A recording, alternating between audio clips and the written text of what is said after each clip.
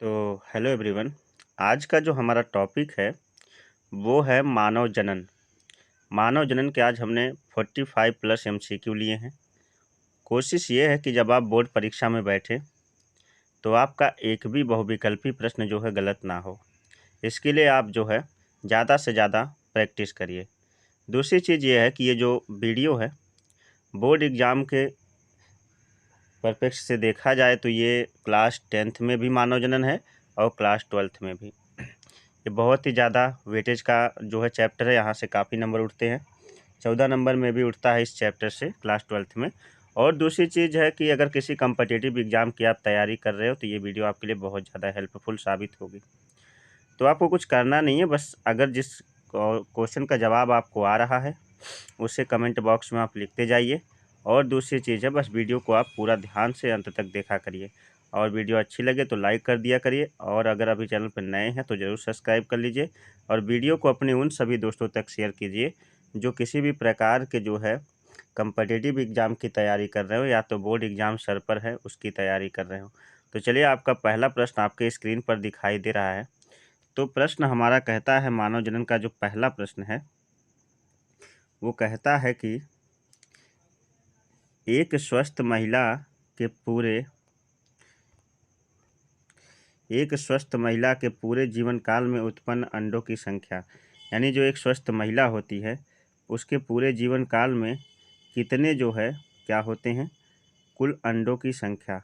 जीवन काल में उत्पन्न कुल अंडों की संख्या, अंडाणु से जो अंडे क्या होते हैं बनते ना, उसकी संख्या कितनी होती है। 4,440 या 365। तो आप जानते हैं तो हर दिन में तो एक अंडा जो है अंडा का मतलब होता है अंडाशय के अंदर से बने हुए ओव्यूल्स ना।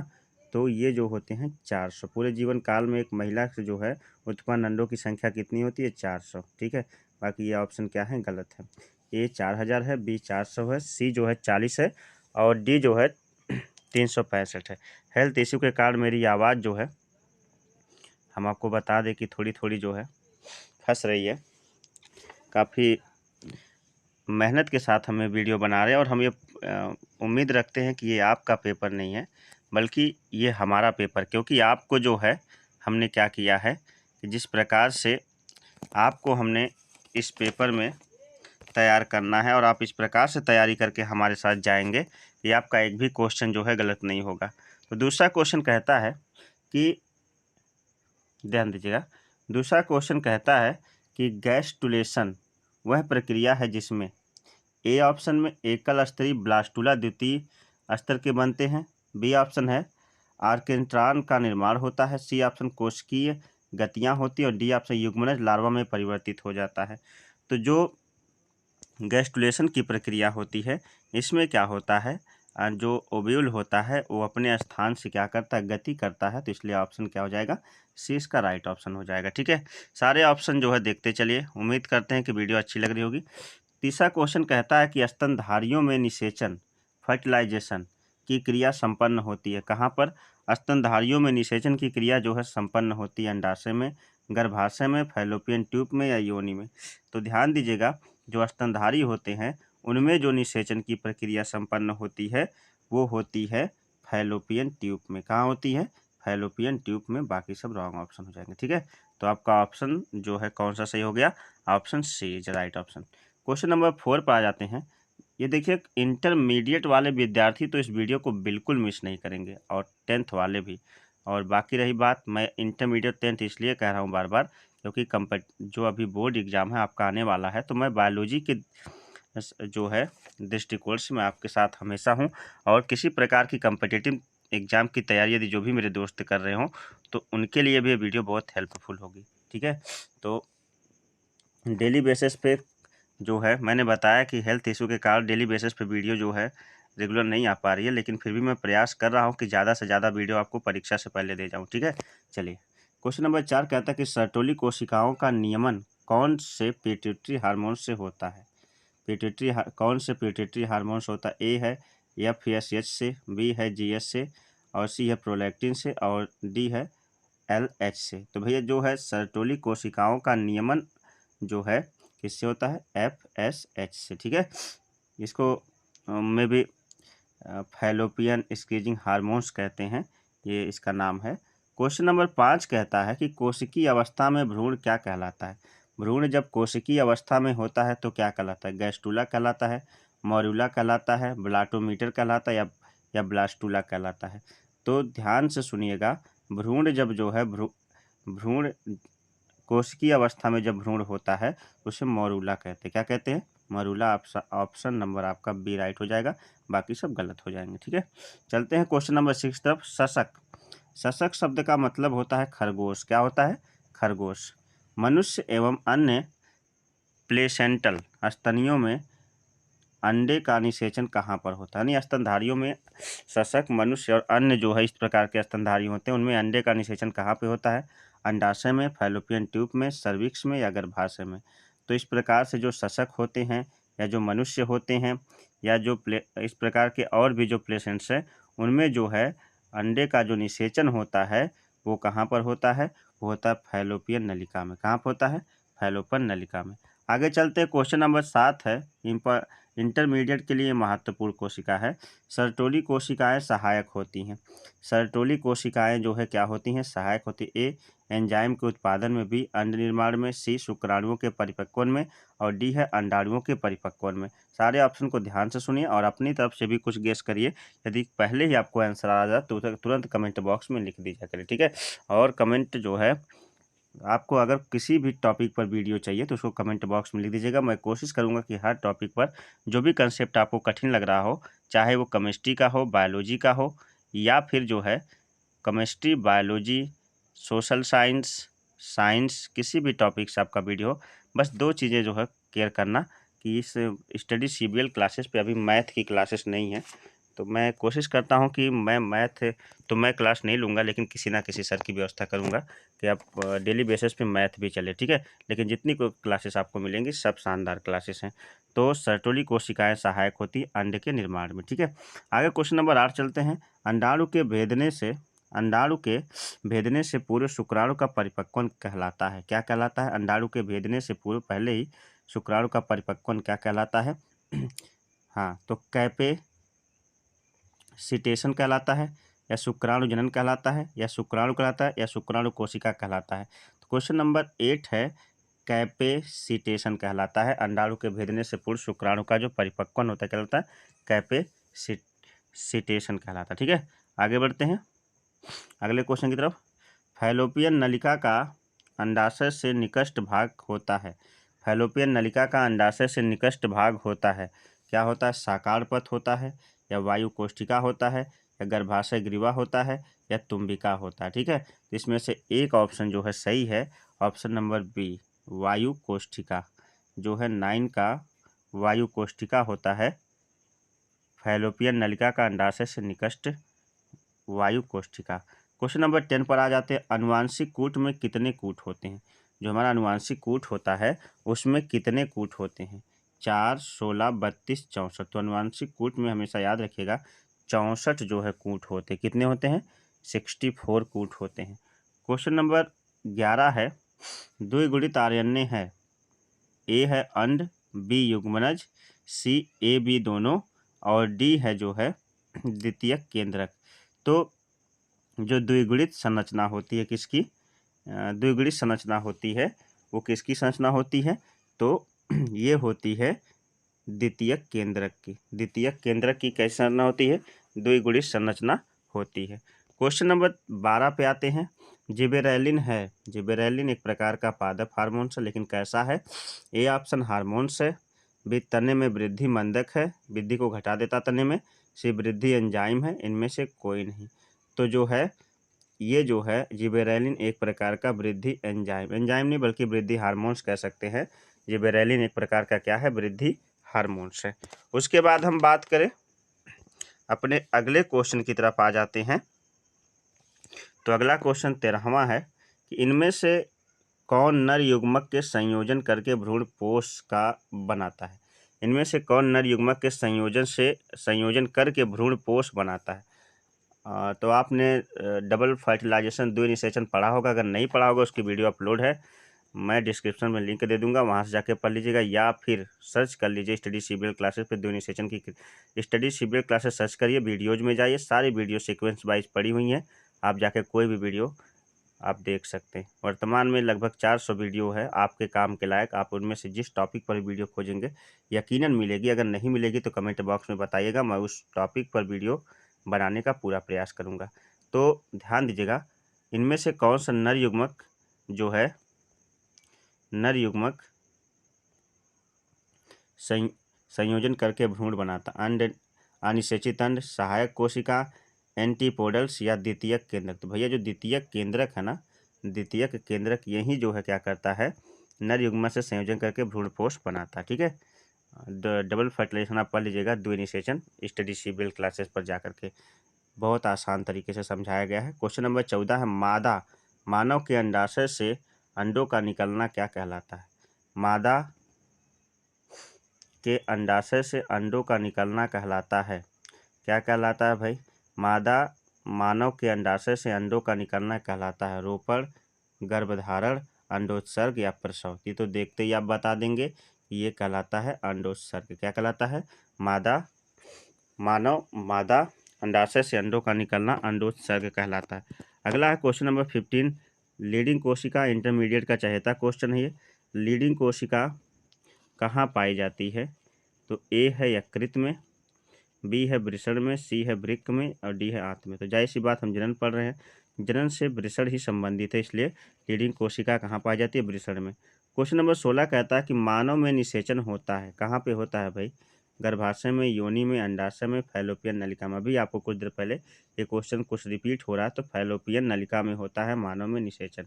क्वेश्चन नंबर 17 कहता है कि किस हार्मोन्स द्वारा अंडोत्सर्ग पर नियंत्रण होता है, किस हार्मोन द्वारा अंडोत्सर्ग, जो अंडे जो है निकलते हैं मादा में, अंडाणु, अंडों का क्या कहते हैं, अंडों का एक शब्द हमने भी इस्तेमाल किया था, हाँ यहाँ पे अंडोत्सर्ग, क्या अंडोत्सर्ग, करेक्ट, किस हार्मोन्स द्वारा अंडोत्सर्ग नियंत्रण होता है, TSH, ACTH, ADH, FSH तथा LH।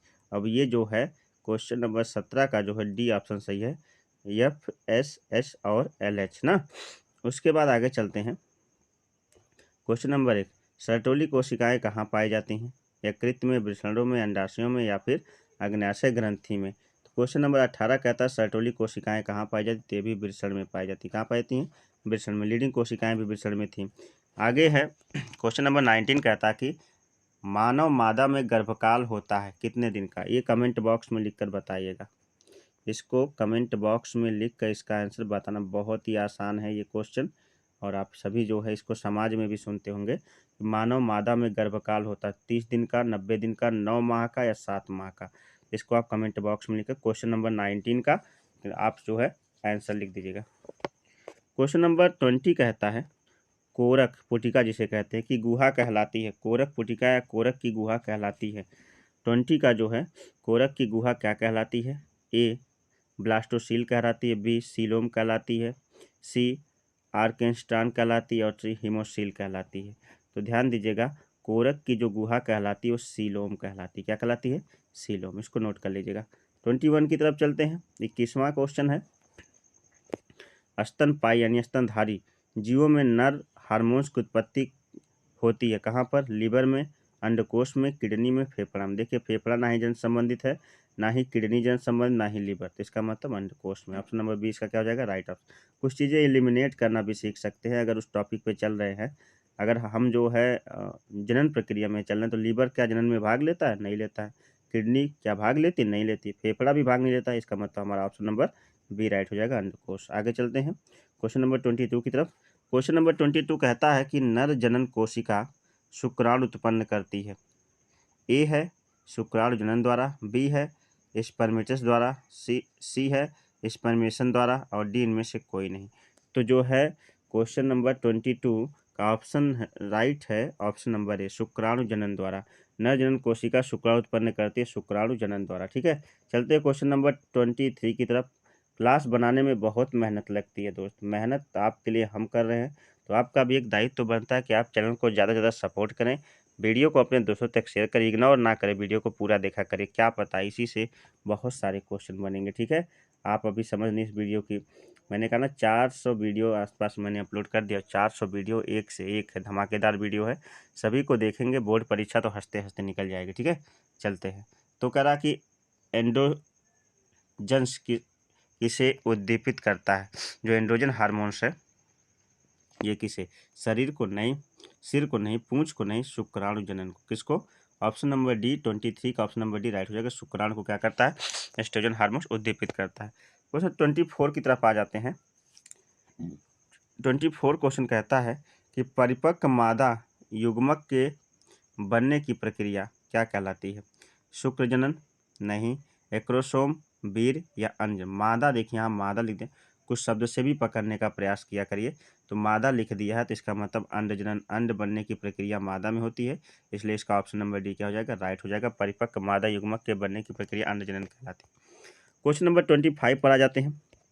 यौना आरंभ के समय प्रथम आवर्त चक्र क्या कहलाता है। जब भी जो है फर्स्ट टाइम जो है मासिक चक्र होता है किसी मादा में, तो उस प्रक्रिया को क्या कहते हैं। तो जब वो शुरू होता है, अंडाणु, शुक्राणु, रजोधर्म या आवर्त, जिसका आंसर आपको आ रहा है कमेंट बॉक्स में उसका आंसर लिखते जाइए, इसको रजोधर्म कहते हैं। यौनारंभ के समय प्रथम बार जब जो है ये कह सकते हैं शॉर्ट फॉर्म में, प्रथम बार जब जो है क्या होता है कि मासिक चक्र होता है तो उसे रजोदर्शन कहते हैं। क्या कहते हैं, रजोदर्शन। आप इंटरमीडिएट की किताब में पा जाएंगे और ये महत्वपूर्ण है। फॉली कह कि ग्राफियन फॉलिकल कहाँ पाए जाते हैं, ग्राफियन फॉलिकल कहाँ पाते हैं, मानव के थायराइड में, थायराइड तो गले में है पाया जाती नहीं, मानव के अंडाशय में, कुछ हद तक सही है, मेढक के अंडाशय में, खरगोश के वृषण में। तो भैया जो 26 का आंसर है वो रख लीजिएगा सी, क्यों, मेढक के अंडाशय में, सी 26 का ऑप्शन नंबर सी राइट है। अगर यहाँ ग्राफियन फॉलिकल ना लग के ग्राफियन पुटिका लगा देता तो फिर मैं यहाँ पे लगा देता मानव में। ठीक है, मानव के अंडाशय। चलिए आगे चलते हैं क्वेश्चन नंबर 27 तक। एस्ट्रोजन हार्मोन्स का स्रावण होता है, एस्ट्रोजन हार्मोन्स का स्रावण होता है कार्पस कोलोसम से, कार्पस यूटेरी से, कार्पस ल्यूटियम से, कार्पस एब्लिकेंस से। तो एस्ट्रोजन हार्मोन्स का जो स्राव होता है वो कहाँ से होता है, तो वो होता है जो है कार्पस ल्यूटियम से। कहाँ से, कार्पस ल्यूटियम से। ठीक है, चलते हैं आगे, आगे बढ़ते हैं। आगे है गर्भाशय के भीतरी स्तर क्या कहलाता है, गर्भाशय का जो भीतरी स्तर है क्वेश्चन नंबर 28 है वो क्या कहलाता है, तो कहलाता है मायोमीट्रियम, एंडोमेट्रियम, जनन एपिथेलियम या जर्मिनल एपिथेलियम। इसको कहते हैं एंडोमेट्रियम। क्या कहलाता है ये, एंडोमेट्रियम। चलिए भाई आगे बढ़ते हैं, क्वेश्चन नंबर 29 की तरफ आ जाते हैं। अंडोत्सर्ग की क्रिया किसके प्रभाव से होती है। फटाफट वीडियो को लाइक कर दीजिए, वीडियो को कम से कम जो है अधिक से अधिक लाइक करिए, 100 लाइक का तो टारगेट रख दीजिए, 100 लाइक पहुंच जाए। चलिए, अंडोत्सर्जन की क्रिया किसके प्रभाव से होती है। 29 का जो है LH से, FSH से, एस्ट्रोजन से या प्रोजेस्टेरॉन से। तो जो है अंडोत्सर्ग की जो क्रिया होती है वो किसके प्रभाव से होती है, तो वो होती है LH ना, LH ल्यूटेनिंग हार्मोन्स कहते हैं इसे। चलिए क्वेश्चन नंबर 30 पे आते हैं। गैमेट, गैमेट निर्माण कहाँ होता है, गैमेट कहते हैं, गैमेट का निर्माण कहाँ पर होता है। ए गैमेटोजेनेसिस से, बी है साइटोकाइनेसिस से, सी है स्पोरोजेनेसिस से और डी है मायोसाइट से। तो जो गैमेट का निर्माण होता है वो किस प्रक्रिया के द्वारा होता है, उसे कहते हैं गैमेटोजेनेसिस। क्या कहते हैं, गैमेटोजेनेसिस कहते हैं भाई, क्या कहते हैं, गैमेटोजेनेसिस। चलिए क्वेश्चन नंबर 31 पर आ जाते हैं। क्वेश्चन नंबर 31 क्या कहता है, पूर्ण विकसित जंतुओं में सभी संरचनाएं विकसित होती हैं। ए पेशी तंत्र के द्वारा, बी तंत्रिका तंत्र के द्वारा, सी परिसंचरण तंत्र के द्वारा, डी जनन स्तरों के द्वारा। तो पूर्ण विकसित जंतुओं में सभी संरचनाएं विकसित होती हैं किसके द्वारा, तो ये आपका जो है जनन स्तरों के द्वारा, जनन स्तरों के द्वारा। चलिए 32 पर आ जाते हैं। वीडियो को लाइक कर दीजिए, अपने दोस्तों तक इसे ज़रूर शेयर करिए। ठीक है, और जो है वीडियो को पूरा देखा करिए। एक क्वेश्चन मैंने आपसे पूछा था कि मादा का गर्भकाल कितने समय का होता है, उसका ऑप्शन आप कमेंट बॉक्स में लिखिएगा। क्वेश्चन नंबर 19 करके जो है कमेंट बॉक्स में आंसर लिख दीजिएगा। ठीक है, क्वेश्चन नंबर 32 कहता है कि स्तनपायी स्तनधारी जीवों में भ्रूण की एलेंटोइस किसमें सहायता करती है? श्वसन में, उत्सर्जन में, सुरक्षा में या पोषण में? ये पोषण नहीं, पोषण है, ठीक है। तो जो स्तनपायी जीवों में भ्रूण की एलेंटोइस होती है, ये किसमें सहायता करती है? तो ध्यान दीजिएगा, ये जो सहायता करती है वो पोषण में ही सहायता करती है। किसमें? भ्रूण के पोषण में। आगे चलते हैं। देखिए, अब यहाँ क्वेश्चन आ गया जो मैंने कहा था, ग्राफियन पुटिका पाई जाती है, कहाँ पे पाई जाती है? क्वेश्चन नंबर 33 है, स्तनियों के वृषण में, मेढक के अंडाशय में, तिलचट्टा के अंडाशय में या स्तनियों के अंडाशय में? तो जो ग्राफियन पुटिका पाई जाती है ना, वो कहाँ पाई जाती है? वो पाई जाती है स्तनियों के अंडाशय में। कहाँ पाई जाती है? स्तनियों के अंडाशय में, मादा भाग में पाई जाती है। क्वेश्चन नंबर 34 कहता है कि जनन अंग विकसित होते हैं भ्रूणीय एक्टोडर्म से, एंडोडर्म से, मीसोडर्म से या ए और सी दोनों से? ए और सी दोनों से। तो ध्यान दीजिएगा, मीसोडर्म से जो है जनन अंग विकसित होते हैं भ्रूण का, ठीक है। आगे चलते हैं, क्वेश्चन नंबर 35 पर आते हैं। भ्रूण की अंतर कोशिका समूह में पाए जाने वाली विशेष प्रकार की कोशिकाएं क्या कहलाती है? भ्रूण के अंतर कोशिका समूह में पाई जाने वाली विशेष प्रकार की कोशिका क्या कहलाती है भाई? स्टेम कोशिका, एंडोडर्म कोशिका या एक्टोडर्म कोशिका या सीमोडर्म कोशिका? तो जो भ्रूण के अंतर कोशिका समूह में पाए जाने विशेष प्रकार की जो कोशिकाएं होती हैं, उन कोशिकाओं को जो है स्टेम सेल कहते हैं। क्या कहते हैं? स्टेम सेल कहते हैं, ठीक है। आगे बढ़ते हैं, क्वेश्चन नंबर 36 तब, फर्टिलाइजिन प्रोटीन पाए जाते हैं कहाँ पे? फर्टिलाइजिन, जिसमें फर्टिलाइजन में जो फर्टिलाइजेशन से जो शब्द बना फर्टिलाइजिन, प्रोटीन कहाँ पर पाए जाते हैं? ए अंडाणुओं की सतह पर, बी शुक्राणुओं की सतह पर, सी अंडाणुओं के भीतर और डी है शुक्राणुओं के भीतर। तो भैया जो पाई जाती है फर्टिलाइजिन प्रोटीन, वो शुक्राणुओं की सतह पर पाई जाती है। कहाँ पाई जाती है? ऑप्शन नंबर 20 का राइट ऑप्शन है। क्वेश्चन नंबर 37 क्या कहता है? कार्पस ल्यूटियम के द्वारा स्रावित होने वाला हार्मोन्स है। कार्पस ल्यूटियम के द्वारा स्रावित होने वाला हार्मोन्स है LH, FSH, प्रोजेस्टेरॉन और एस्ट्रोजन। तो प्रोजेस्टेरॉन जो है यही कार्पस ल्यूटियम के द्वारा स्रावित होने वाला हार्मोन्स है। 38 पर आते हैं, इसके बाद हमारे लास्ट 10 क्वेश्चन बचेंगे। विकास के दरमियान के दौरान कह सकते हैं, स्पर्मेटोजोआ पोषण प्राप्त करता। विकास के दौरान स्पर्मेटोजोआ पोषण प्राप्त करता कहाँ से? सर्टोली कोशिका के द्वारा, संयोजी ऊतक की कोशिकाओं के द्वारा, आंतरिक कोशिका के द्वारा, उपयुक्त में किसी के द्वारा नहीं।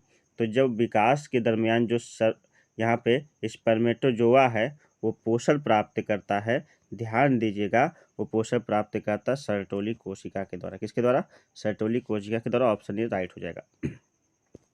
अगला क्वेश्चन है क्वेश्चन नंबर 39, प्रोस्टेट ग्रंथि उपस्थित होती है कहाँ पे? प्रोस्टेट ग्रंथि पाई जाती है वृक्क के ऊपर, वृषण के पास, यूरेटस के निकट या मूत्र मार्ग के चारों ओर। तो प्रोस्टेट जो ग्रंथि होती है वो पाई कहाँ जाती है? वो पाई जाती है मूत्र मार्ग के चारों ओर, मूत्र मार्ग के चारों ओर पाई जाती है। आगे चलते हैं, क्वेश्चन नंबर 40 पर आ जाए 40 पे। इसके बाद हमें लास्ट एंड 8 क्वेश्चन और करने हैं। कोशिकीय अवस्था क्या कहलाती है? कोशिकीय अवस्था कहलाती है मोरूला। इसकी भ्रूण की कोशिकीय अवस्था, यहाँ लिखना चाहिए था भ्रूण की। क्या लिखेंगे? भ्रूण की जो कोशिकीय अवस्था होती है वो क्या कहलाती है? जब एक जीव बनता तो उसकी कोशिकीय अवस्था क्या कहलाती है? मोरूला, ब्लास्टोमियर या ब्लास्टूला या फिर गैस्ट्रूला। तो जो भ्रूण की कोशिकीय अवस्था होती है वो मोरूला कहलाती है। अभी कुछ देर पहले क्वेश्चन आया भी था, मोरूला इसका राइट ऑप्शन हो जाएगा। चलते अगले क्वेश्चन की तरफ। 41 क्या कहता है? स्तनधारियों में वृषण उदर गुहा के बाहर वृषण कोष में पाए जाते हैं। स्तनधारियों में जो वृषण होते हैं उदर गुहा के बाहर होते हैं तथा वृषण कोष में पाए जाते हैं शुक्र जनन के लिए, निषेचन के लिए, जनन अंगों के विकास के लिए या विसरल अंगों के विकास के लिए। तो जो स्तनधारियों में वृषण उदर गुहा के बाहर होते हैं, वृषण कोष में पाए जाते हैं, वो वृषण कोष पाए जाते हैं, तो वो कहाँ पाए जाते हैं?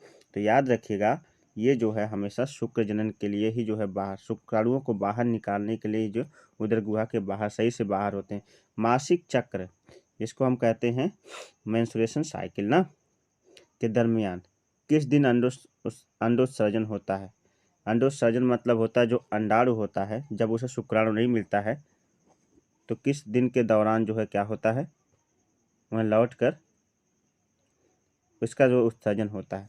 8वें से 10वें दिन, 12वें से 14वें दिन, 14वें से 15वें दिन, मासिक चक्र के अंतिम 2 दिन में अंडोत्सर्ग नहीं। इसमें जो है 12वें से 14वें दिन तक जो है क्या होता है, अंडोत्सर्ग होना शुरू हो जाता है। आगे चलते हैं।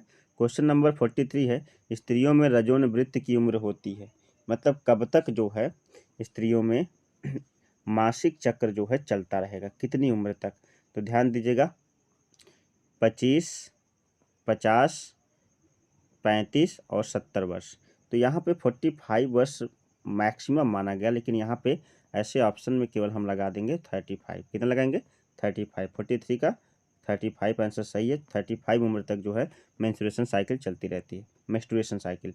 मनुष्यों में निषेचित अंडाणुओं में विभाजन प्रारंभ होता है। मनुष्यों में निषेचित अंडाणु जब निषेचित हो जाता है तो उसका विभाजन प्रारंभ होता है। कहाँ पे, गर्भाशय में, मीरोब्लास्टिक अवस्था में, जब अंडा फैलोपियन नली में पहुंच जाता है, या उपयुक्त में किसी में भी नहीं। ध्यान दीजिएगा, 44 का जो ऑप्शन सी है, जब अंडा जो है फैलोपियन ट्यूब में होता है तभी जो है मनुष्य में निषेचित अंडाणुओं का विभाजन होना प्रारंभ हो जाता है। ठीक है, option number C right option हो जाएगा। क्वेश्चन नंबर 45 पर आ जाते हैं। मासिक धर्म के आरंभ में स्रावित होने वाला हार्मोन्स कौन सा होता है। मासिक धर्म के आरंभ में स्रावित होने वाला हार्मोन्स कौन सा होता है। लास्ट एंड 3 क्वेश्चन और बचे हुए हैं। तो FSH प्रोजेस्टेरॉन और एस्ट्रोजन, और है एस्ट्रोजन, FSH और प्रोजेस्टेरॉन, क्रम को इधर उधर करके लिखा है। और उसके बाद जो है सी ऑप्शन है FSH एस्ट्रोजन प्रोजेस्टेरॉन, ठीक है। और डी है एस्ट्रोजन प्रोजेस्टेरॉन FSH। बस क्रम इधर उधर किया, बाकी सारी चीज़ें वही हैं। तो यहाँ पे जो है सी वाला ऑप्शन सही जगह। सबसे पहले FSH जो है साबित होगा, उसके बाद एस्ट्रोजन, उसके बाद प्रोजेस्टेरॉन। सी ऑप्शन क्या राइट है। क्वेश्चन नंबर 46 कहता है, नर हार्मोन्स की उत्पत्ति कहाँ से होती है। अंडाशय से, शुक्राणु से, वृषण से या वृक्क से। तो नर हार्मोन्स की जो उत्पत्ति होती है ये कहाँ से होती है, तो इसका जवाब आप जो कमेंट बॉक्स में लिखकर बताइएगा। 4 ऑप्शन अंडाशय है, शुक्राणु है, वृषण है और वृक्क है। ठीक है, इन 4 ऑप्शन में मैं चाहता हूं कि 46 का जवाब आप कमेंट बॉक्स में लिख कर दें। एक क्वेश्चन 19 दिया तो एक 46 है। चलिए 47 पर आ जाते हैं। 47 क्वेश्चन कहता है, एक्रोसोम इनमें से किसका संभाग है। एक्रोसोम मतलब किसका भाग, ये सेकेंड लास्ट क्वेश्चन है।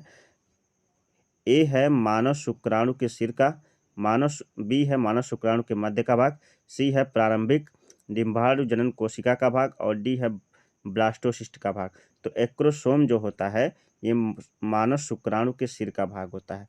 चलिए इस सीरीज का सबसे अंतिम क्वेश्चन आपके सामने आ चुका है, इसके बाद सीरीज खत्म होती है।